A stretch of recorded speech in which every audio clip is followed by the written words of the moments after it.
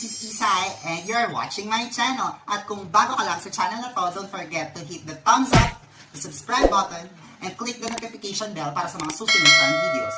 And for today, dahil ito ang aking highly requested, taray, kala mo, ang daming followers. So anyways, yun nga, may mga nagre-request sa akin gumawa ng soft glam or natural makeup look. Just wait there, and I'll be back.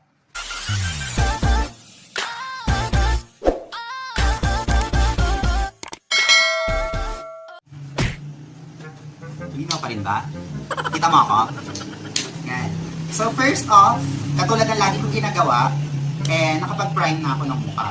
And for today, dahil up until now, we can't go outside, all of us, wala na akong primer. So, I tried using a different kind of primer. So, ang ginamit ko ay ang Sebo de Macho kasi wala na akong moisturizer. Ito na lang ginamit ko. Yan.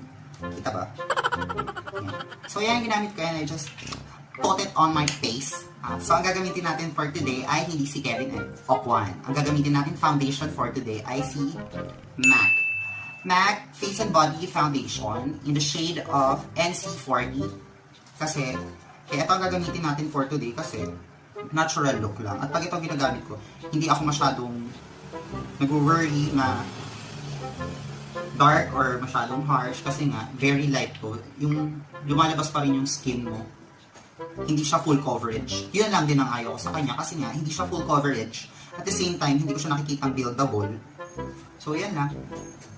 Kita nyo na, ang dami ko nang nilagay, pero skin ko pa rin yung nakikita nyo. Ayan. So, pat mo lang siya sa iyong buong pecs.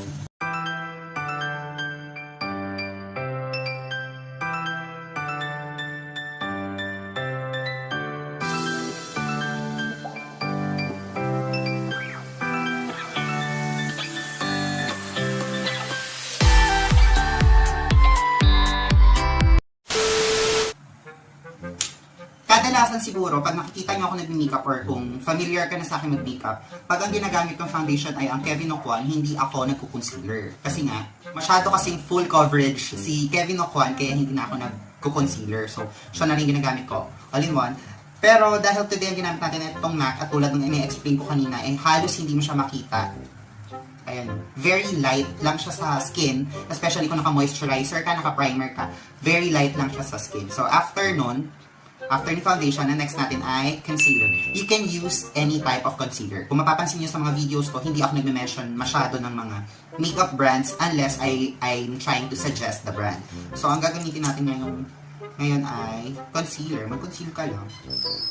Siyempre, pag mamimili ka ng concealer, kailangan pipiliin mong concealer is always 1 or 2 shades lighter than your skin tone. Pero, sa case ko hindi masyadong maputi ang pinipili ko. Pag mga ganito, kasi I don't wanna look ivory. Kasi parang masyado na akong maputla. Para paputlain ko pa yung sarili ko.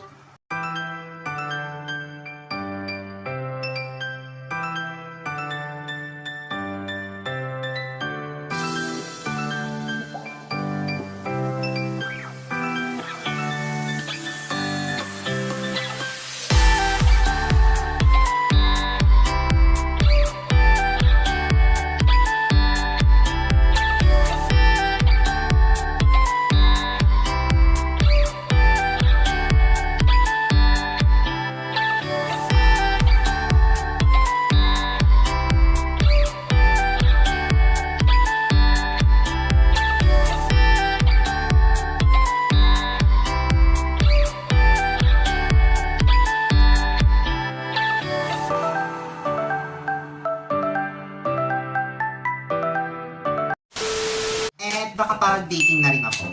Kung ikaw ay katulad kong mahilig sa kilay, and kilay is life everyday, well, hindi ito ang video na para sa'yo. Kasi today, dahil nga natural look, magkikilay tayo ng hindi masyadong bulabog. At ang gagamitin kong pangkilay ay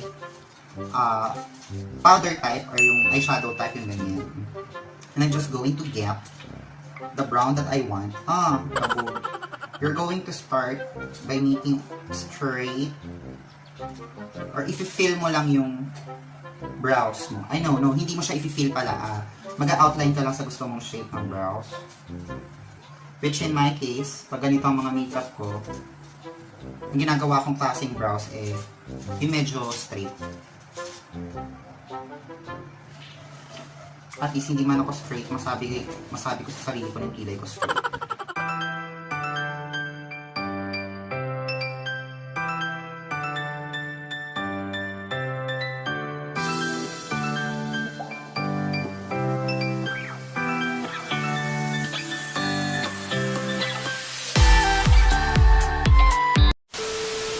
After ng first color na ginamit mo sa eyebrows mo, humanap ka ng gray. This is gray. Yan. Kasi di ba nag-outline ka or dinrawing mo na yung shape na gusto mo. So, humanap ka ng gray and using your angle brush or your brow brush, yun ang ipang-fill mo sa gitna while trying to blend the brown part. Bakit? Kasi it makes it look more natural. Sa opinion ko, so...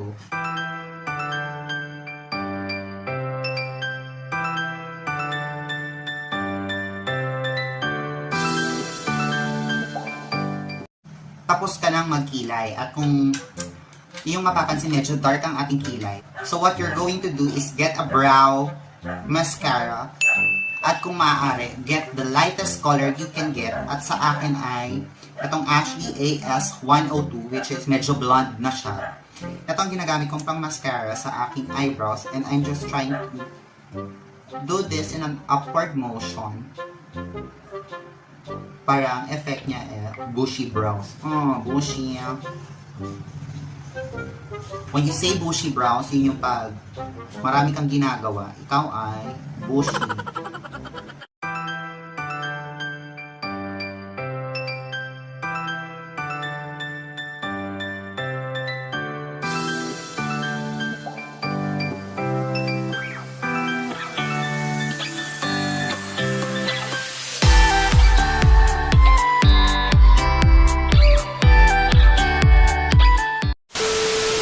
So, ayan. Tapos na siya. Tapos na. And dahil nga very light makeup lang tayo, actually hindi light very natural or what I like to call the budol-budol look. Ito yung nakakabudol na makeup yung pwede mo sabihin na, natural lang yan. Well, anyways, from your palette, get the lightest gold you can. In my palette, ito yung pinaka-light gold. And get a big blending brush. At yun ang gamitin mo pang-highlight sa brow bone hanggang sa lid mo. So, just watch me nail.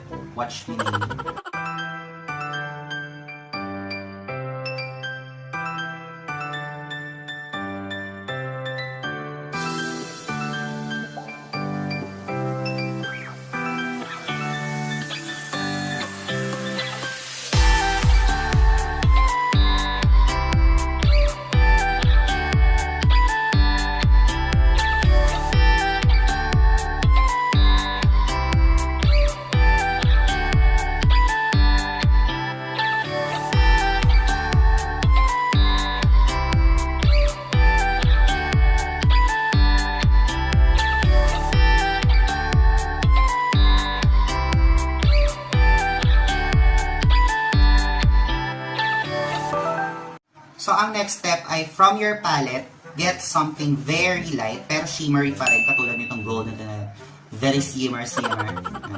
Dito sa palette na to, I'm going to get this at ilalagay natin sa inner corners ng ating mga mata para lang buhay ang gagawin nating color.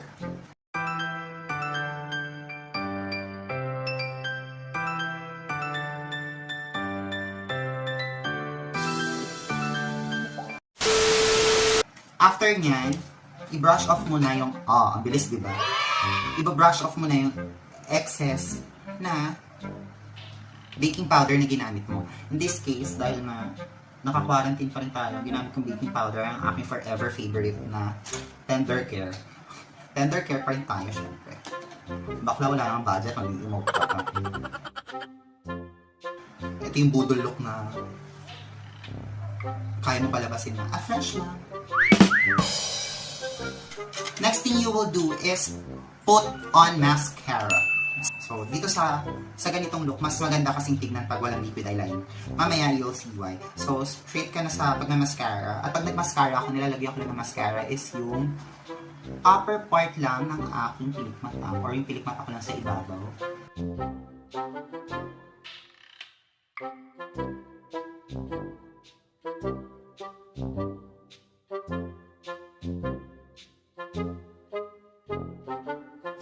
So, magnakaw ka muna sa nanay mo ng makeup brush at manap ka ng ganito kanipis na makeup brush. And from your palette, get the same palette na ginamit mo dito. Or as much as possible, mas light. In this case, ang gagamitin ko ay yung same shade na ginamit ko sa inner corners. Tapos ilalagay ko siya dito lang sa baba.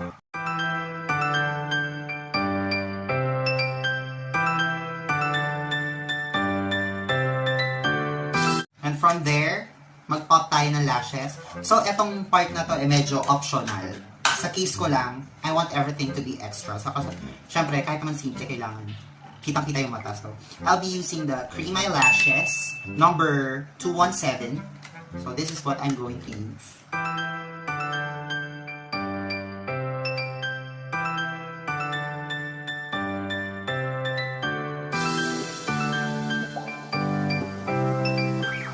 After mo mailagay ang iyong lashes at makapaglagay ng mascara, ang next step mo is mag-contour. So, ang ginagamit kong pang-contour is MAC.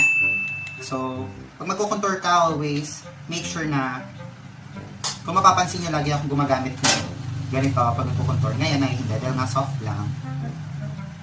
Para lang magkaroon lang ng depth yung mukha mo.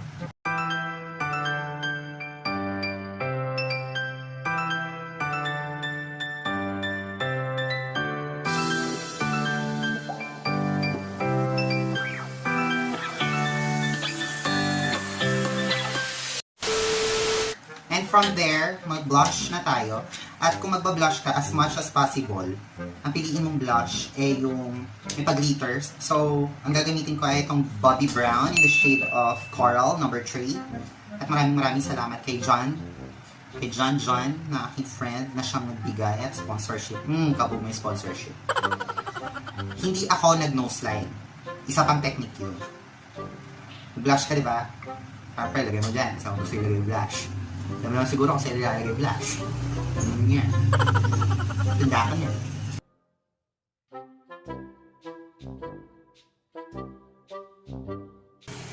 Maglagay ka rin ng blush sa tip ng nose mo.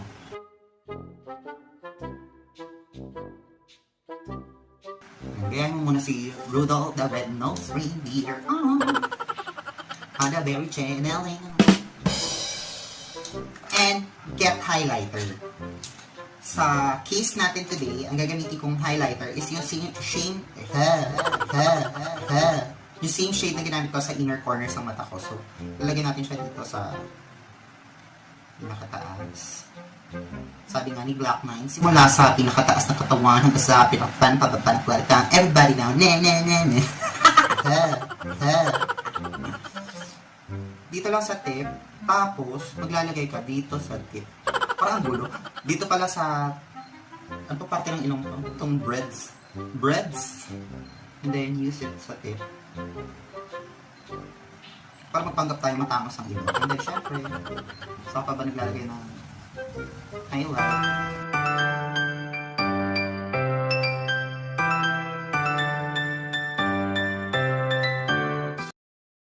At ugaliin natin pag mag-highlight, lagyan yung dito ng baba. Ito.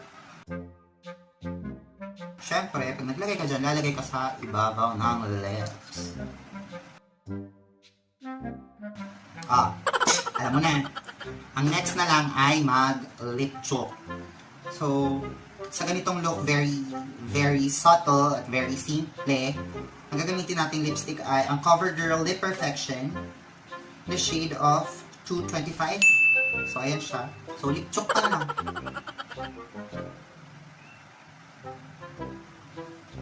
So, babalikan ko kayo nang tapos na. Ayusin ko lang aking hair and I'll be back.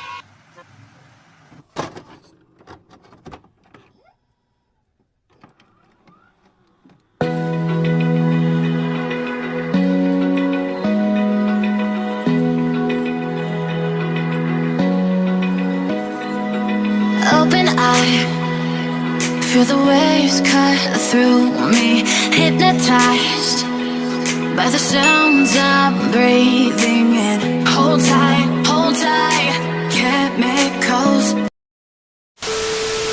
And yun na nga guys. So tapos na ang aking very soft glam look. Oh, yan. So maraming salamat sa lahat ng nanonood. I hope you're doing fine in this time of crisis right now. At maraming salamat sa mga patuloy na nanood. And don't forget to give me a thumbs up, click the subscribe button, and hit the notification bell para sa mga susunod na videos. And don't forget to share this video para mas marami pang matulungan kung nakakatulong man ako sa inyo. And don't forget to like me on my social media accounts, which are on Instagram and Facebook. So, yun lang guys, and I hope you had fun. So,